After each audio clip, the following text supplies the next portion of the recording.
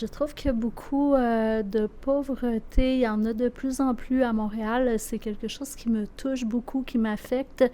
He escuchado historias que hablan de personas que en realidad no tienen problemas de asilo y que están inventando el asilo como una forma para entrar a Quebec. ¿Tú qué piensas de eso? Donc, j'avais plus vraiment la fierté d'être montréalaise. ¿Cuál sería el mejor consejo que tú podrías darle a una persona que tenga la intención de instalarse en Quebec? La migración y la crisis de vivienda están expulsando a sus pobladores originales al exterior de la ciudad. Para responder a eso, vamos a hablar con una pareja de quebecois que han decidido instalarse al norte de Montreal, Sainte-Thérèse. Nos han abierto la puerta de su hogar y vamos a ver qué piensan ellos de la migración y de todo lo que está pasando hoy en día aquí en Quebec y en Canadá. Así que, sin decir más, c'est parti. Amigos, aquí están Sonia y Olivier. Ellos muy amablemente nos han abierto las puertas de su casa. Ya vamos a hablar con ellos. Por ahora vamos a darle un tour al apartamento, si vous me permite. Perfecto. Bueno, pues aquí llegamos y vamos a comenzar por la cocina. A mí me gustan mucho este tipo de cocinas abiertas. Vean, tienen más o menos 4 metros por 4 metros. Tienen esta gran ventana o puerta ventana que nos va a conducir al balcón. Y de hecho ellos ahí acomodaron una mesita con unas flores, un par de sillas, salida de emergencia, bastante bien. Si miramos la cocina, vean que tienen una configuración en L. A mí me encantan estas ventanas aquí enfrente a los lavaplatos porque entonces uno está lavando la loza, uno está mirando para afuera, abre la ventana, delicioso. Backsplash, que ese sí no es de mi gusto, ustedes ya saben por qué, no voy a ahondar en ese tema. Esta cocina se ve que ya tiene unos buenos añitos porque vean todas las puerticas. Este tipo de molduras, esto es muy ochentero, noventero. Bueno, vean que aquí estos chicos tienen una decoración bastante particular. Espero que este no sea el abuelito. Y ya pues más adelante nos van a explicar por qué todos estos objetos como tan particulares que tienen por acá. Definitivamente que sí, algo especial pasa en este apartamento. Bueno, en fin, aquí si nos quedamos en cada objeto, nos vamos a quedar unos 3 años revisando todo. Bueno, vamos a pasar a otro sitio. Este es el salón de ellos, ahí donde están instalados. Este salón también está bueno, debe tener más o menos como unos 5 metros por 3,50. Obviamente ahí el show se lo lleva a este sillón en cuero que está bastante chévere. Una televisión a una muy buena distancia. Seguimos teniendo aquí ventanas por todo lado. Eso está buenísimo. Vean cómo el arte hace parte de todo el tema decorativo que ellos tienen. Uy, este me van a tener que explicar si lo cazaron ellos mismos. Oh, un búho, esto sí nunca lo había visto. Nunca he visto uno en persona, ni mucho menos disecado. Y vean, aquí Star Trek para los fanáticos. Vean, también les gustan, esto se dice en francés jeux de société y se me olvidó ahora cómo se dice, juegos de mesa en español. Esto le pegan a todo. Y obviamente aquí uno también se da cuenta que el tema central es la música. Guitarra por aquí, bajo por acá. Ya ahí más adelante nos van a explicar de qué se trata eso. También le pegan al ejercicio. Bien, me gusta. Sigue por favor. Aquí ven, no me había fijado, este mueble es lo primero que a uno lo recibe probablemente para los abrigos de invierno. Vamos a ir primero aquí a la habitación de ellos. Ok, bueno, esta habitación debe tener más o menos como unos 3 metros por 4 metros, está grande. Wow, vean este mueble así tipo abuelita, muy vintage, muy bonito, está bien lindo. El espejo está bien grande. Vamos a verlo por acá. Está bastante grande. Wow, está enorme. Y bueno, a estos chicos se ve que les gustan diferentes tipos de elementos artísticos y culturales. Me gusta.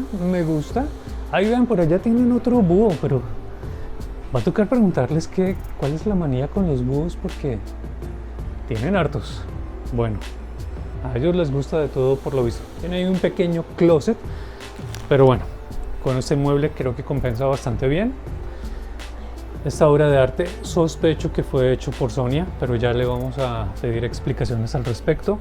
Ya que estamos aquí, pues démosle una miradita al baño. Su buen lavamanos. Tiene ahí obviamente el sanitario. Tiene la... vean qué bonito está esto. No sé si es esto es una mariposa. Está bien lindo. Bueno, la cerámica, pues obviamente eso sí ya se ve que es una cerámica, un modelo de hace algunos añitos. Pero bueno, ahí funciona, está bien. Aquí vamos a pasar a la segunda habitación. Esta es de la hija de Olivier, que vive con ellos. Esta está, vean, está bastante ancha. Debe tener más o menos unos 4 metros por unos 2,80 diría yo. Bueno, ella sí parece que, contrario a su papá, tiene un gusto por la decoración un poquito más simple y tranquilo. Está buena la habitación, está chévere. Y aquí, directico, a la izquierda, vean esto. Esta es la oficina de Sonia. Aquí es donde ella trabaja todo el día, pero al mismo tiempo es donde ella se dedica a una verdadera pasión, que es la pintura. Entonces, ya habiendo dicho todo esto, hablemos con ellos y que nos cuenten su visión de la vida en estos días en la provincia de Quebec y en todo Canadá. Bueno amigos, aquí vamos a dejar que el anfitrión de esta casa se presente. Bonjour, moi c'est Olivier. Je suis né au Québec, à Montréal. Olivier, ¿tú a qué te dedicas? Intervenant social, j'ai étudié en éducation spécialisée, puis présentement je travaille dans un organisme communautaire en entraide, en aide alimentaire, à Boisbriand. Señorita, ¿cómo te llamas? Me llamo Sonia, soy Sonia Deschamps. La la. ¿Es que tú puedes continuar en español? Probablemente un poco. Vamos, ok, on va essayer. Vamos, perfecto. ¿Qué haces en la vida? ¿En qué trabajas? Ok, no, on va continuer en français parce que... ¿El trabajo que tú haces está dirigido a los inmigrantes o a toda la población de Québec? Je travaille avec toute la population, toutes les personnes en difficulté, mais aussi une grosse majorité de personnes immigrantes qui viennent ici au Québec puis qui ont de la difficulté à arriver.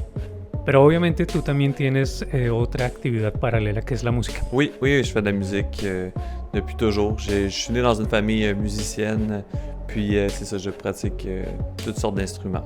¿Y cuál es el tipo de música que haces?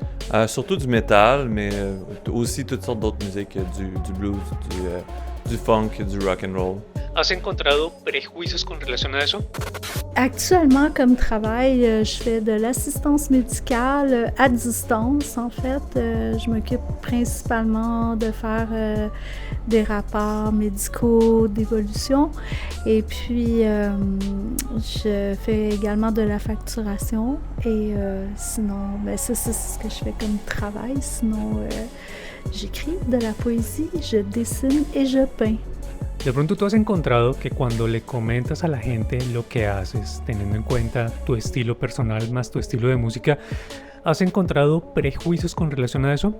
Oui, ça arrive que je ressens qu'il y a des préjugés, mais on dirait que c'est un peu une de mes missions de vie là, de casser les préjugés parce que je pense que les métalleux, on est les plus gros nounours. Pour la plupart, là, c'est sûr qu'il y a du bon et il y a du mauvais monde dans tous les styles. Mais en tout cas, moi, personnellement, ça m'affecte pas puis j'essaie de casser ces préjugés-là. ¿Hace cuánto te mudaste aquí a Sainte-Thérèse? Ça fait pratiquement 2 mois actuellement. C'est depuis le 1er juillet que je suis emménagée ici. Avant, j'étais à Montréal depuis quand même plusieurs années, au même endroit depuis environ 10 ans. Donc c'est tout nouveau pour moi, Sainte-Thérèse, mais j'aime bien ça. Teniendo en cuenta que tú trabajas muy de cerca, particularmente con los inmigrantes, ¿tú cómo ves ese tema en ese momento? En ce qui concerne l'immigration, je trouve que c'est bien, c'est super. Qu'on soit une terre d'accueil, je trouve ça génial. Par contre, je trouve que c'est difficile pour les personnes qui immigrent ici au Québec de s'intégrer.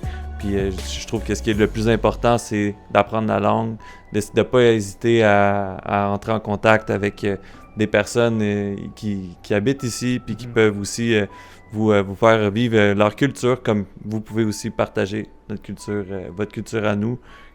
C'est vraiment le partage, je trouve, interculturel que je trouve important dans l'immigration, dans le processus d'immigration. ¿Por qué después de vivir toda la vida en Montréal, pues aparte de venir a vivir con Olivier, has decidido moverte a Sainte-Thérèse? C'est un très gros changement dans ma vie, puis hormis le fait que je partage mon quotidien avec Olivier, ça faisait quand même quelques années que j'en avais marre de la vie urbaine. En fait, pour y habiter, je trouve qu'il y a beaucoup de pollution, il y a beaucoup de stress environnant. Je trouve pas que la ville est très bien gérée par la mairesse actuelle, je dois le dire, là, soyons honnêtes. Je trouve qu'il y a beaucoup de pauvreté, il y en a de plus en plus à Montréal. C'est quelque chose qui me touche beaucoup, qui m'affecte. J'aime pas la façon dont c'est géré, dont les gens qui sont mal pris sont pris en charge. En fait, ils sont laissés totalement eux-mêmes. Je trouve qu'il y a une exagération avec le prix des loyers, de très mauvais propriétaires également, malheureusement. Donc, j'avais plus vraiment la fierté d'être montréalaise. Par contre, je dois dire que c'est une ville que j'aime encore pour d'autres raisons qui sont les mêmes, là. C'est le fait que Montréal soit une ville très cosmopolitaine, très axée sur la culture, ce qui m'importe. Seguramente tú has escuchado de muchas historias de inmigrantes. ¿Cuál es la historia que de pronto más te ha chocado desde que haces tu trabajo? Ce qui me choque le plus par rapport à l'immigration, c'est que les personnes qui arrivent ici avec un statut qui sont pas acceptés encore comme statut réfugié, qui arrivent comme personnes en asile, là, comme ils viennent chercher l'asile ici. C'est des personnes le processus peut être vraiment très très long.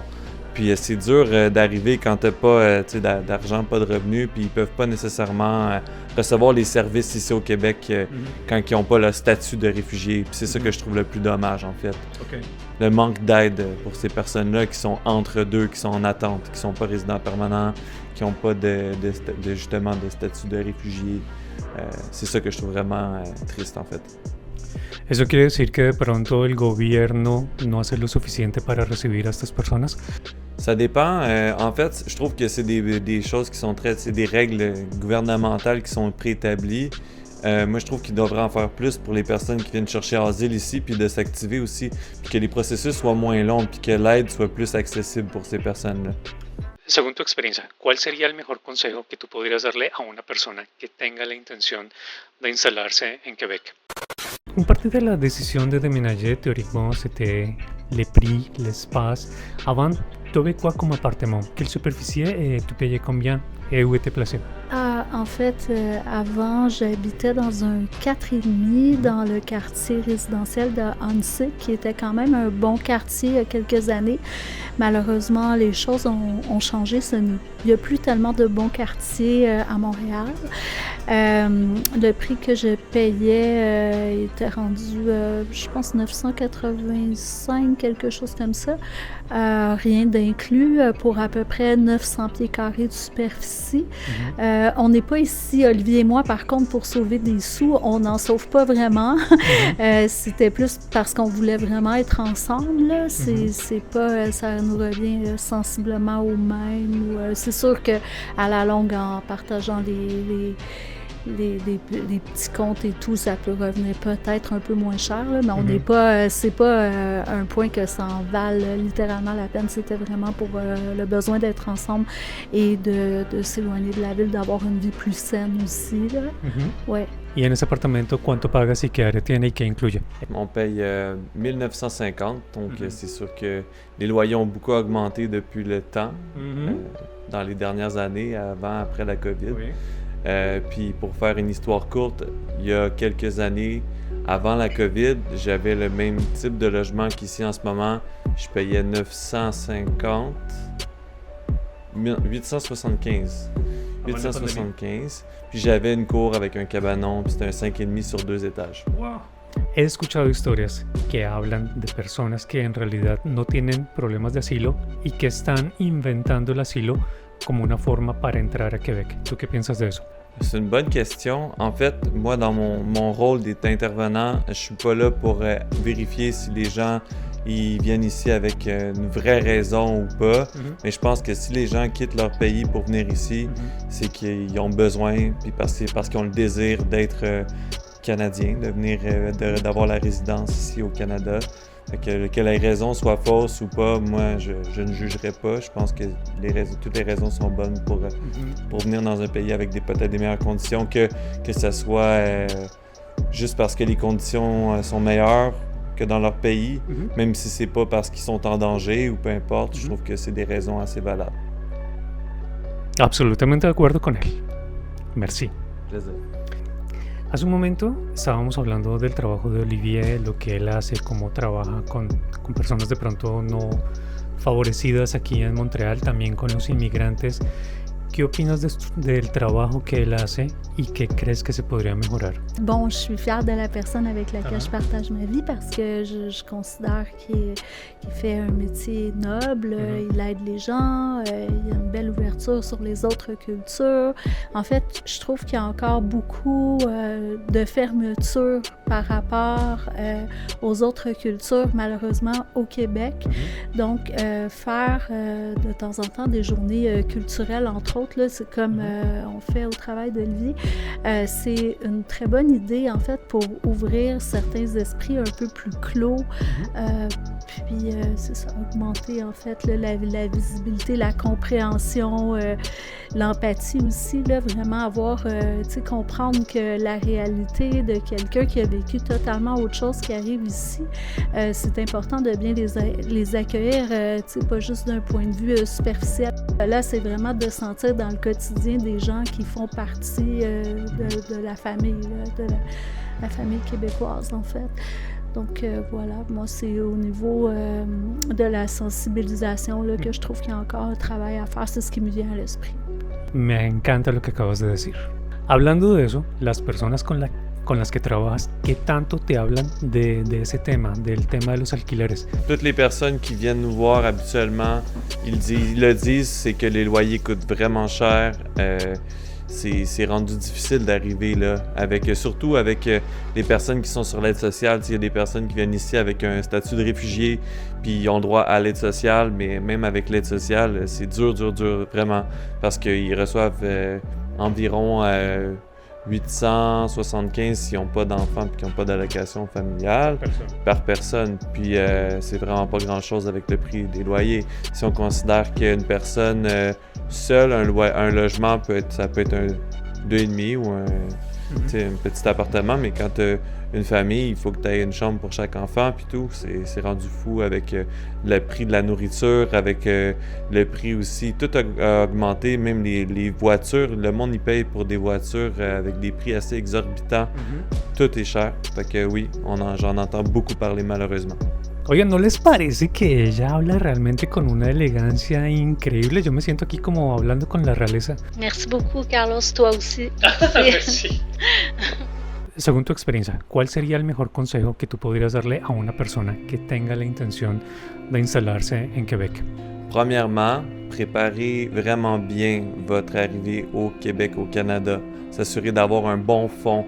Puis souvent, ce qui est proposé, ce qui est demandé par le gouvernement n'est pas suffisant, malheureusement. J'arrive souvent devant des personnes qui viennent ici avec le montant qui est demandé par le gouvernement pour légalement être résident permanent ici. Puis des fois, après 3 mois, il n'y a plus rien parce qu'ils n'arrivent pas avec un plan concret. Donc, pensez déjà à regarder pour un travail. Essayez de vraiment faire en sorte que la transition soit douce pour que vous n'arriviez pas ici avec ne pas savoir comment gagner votre vie, ne pas savoir où aller. Donc, vraiment bien planifier avant de venir au Québec et de s'assurer d'en avoir plus que pas assez. Muy buen consejo. La verdad que es de los mejores consejos que he escuchado cuando he hablado con personas relacionadas al tema de la inmigración. Olivier, merci beaucoup, muchas gracias. Ça fait plaisir.